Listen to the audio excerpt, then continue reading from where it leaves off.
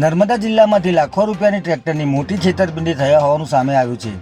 આપ જોઈ રહ્યા છો શિક્ષાપત્રી સંદેશ ન્યૂઝ, સત્યની સાથે એક નજર આજના મુખ્ય સમાચાર પર।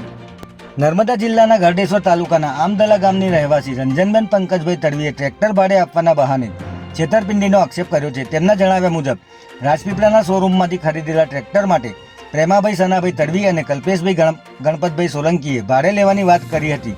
1 લાખ રૂપિયા એડવાન્સ આપી દર મહિને 20,000 રૂપિયા ભાડું આપવાનું વચન આપ્યું હતું। બાદમાં ટ્રેક્ટર પરત ન આપતા છેતરપિંડી થયા હોવાનું સામે આવ્યું છે। ત્યારે કેવડિયા અને રાજપીપળા પોલીસમાં આ બાબતે ફરિયાદ આપવા છતાં છેલ્લા 1.5 વર્ષથી પોલીસ દ્વારા કોઈ કાર્યવાહી કરવામાં ન આવતા રંજનબેને રાજપીપળા એસપી કચેરીએ ધરણા પર બેસવાની ચીમકી ઉચ્ચારી છે।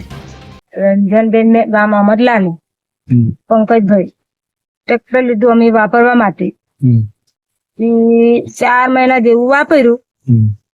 પછી પેમાભાઈ સનાભાઈ ધોબીસરથી આવ્યા કે 20,000 મહિનાનું ભાડું બેન આ લોકો આપે છે।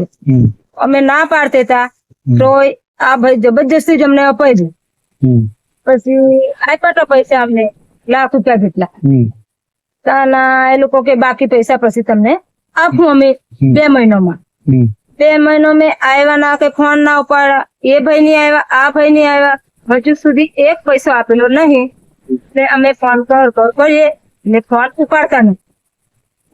પછી આ લોકોને હપ્તા વાળા આવે જ છે, અમારો હેરાન કરે અમને। અને અમે ફોન કરીએ પણ એ લોકો ઉપાડતા નથી। આ હપ્તા વાળા અમારો હપ્તો બેન ભરવાનો તમારે એવું કહે છે। અમે કઈ છે હપ્તો ભરે? સાધન હે નથી, હપ્તો કઈ છે અમે ભરી સાહેબ। તમે કોઈને પરત કરી હતી? હા કરી હતી। કઈ કરી હતી? કેવડિયા કરી હતી, રાજપીપળા કરી હતી। એનામાંથી કલ્પેશ સોલંકી કોણ છે? આ છે આ કાળો કપડો વાળો। હવે એ માણસ જાતે આવ્યો હતો? હા જાતે આવ્યો તો અમારા ઘરે।